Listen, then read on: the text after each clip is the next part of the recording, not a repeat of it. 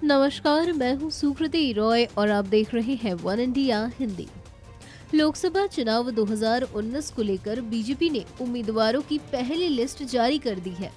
Bharatiya Janata party की इस list में प्रधानमंत्री नरेंद्र मोदी, बीजेपी अध्यक्ष अमित शाह, गृह मंत्री राजनाथ सिंह समेत 184 उम्मीदवारों के नाम शामिल हैं। इस बार फिर से प्रधानमंत्री नरेंद्र मोदी वाराणसी से चुनावी मैदान में उतरेंगे।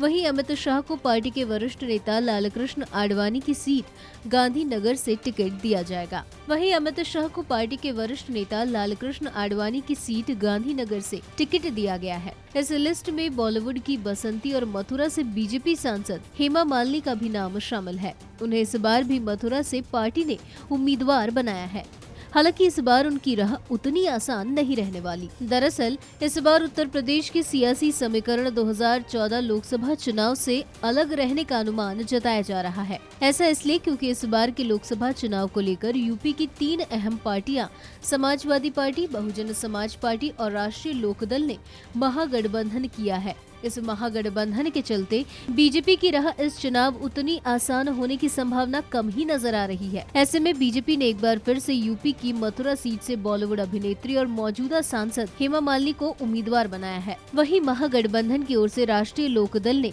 कुंवर नरेंद्र सिंह को मथुरा से उम्मीदवार बनाया है। बता दें कि मथुरा में पिछले लोकसभा चुनाव की स्थिति देखें तो बीजेपी उम्मीदवार हेमा मालिनी को 5,74,633 वोट मिले थे।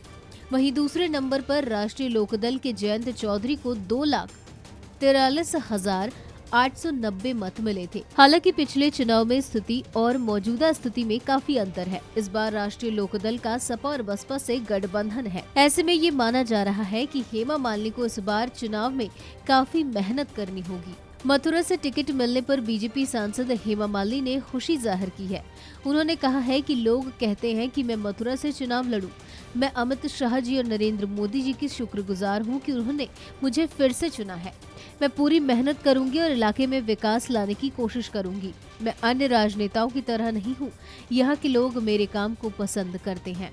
कई लोग मथुरा के चाह रहे थे कि मैं वापस आऊं, मेरे से बहुत बहुत बोलते रहते थे, आप ही को आना है, आप ही को वापस आएंगे तो अच्छा लगेगा। लेकिन मुझे इस बार आई हूं वापस। मुझे टिकट जो दिया है उसके लिए मैं अमित शाह जी, मोदी जी और जितने भी इस मीटिंग में बैठे थे उन सबको धन्यवाद करती हूं, क्योंकि उन्होंने वापस मुझे चुना है।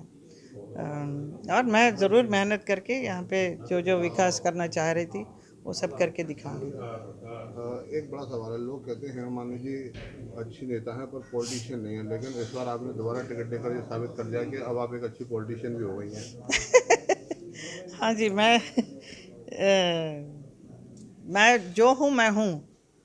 इसके लिए कुछ यहाँ पे राजनीति में आया तो मैं अपने आप को कुछ चेंज करके मैं बदल के कुछ करना मैं नहीं जानती हूँ, क्योंकि मैं नेचुरल वे में मैं जो काम कर रही हूँ उसे मेरे ख्याल में यहाँ के लोग, पब्लिक भी पहचानते हैं, अच्छा भी लगता है उनको।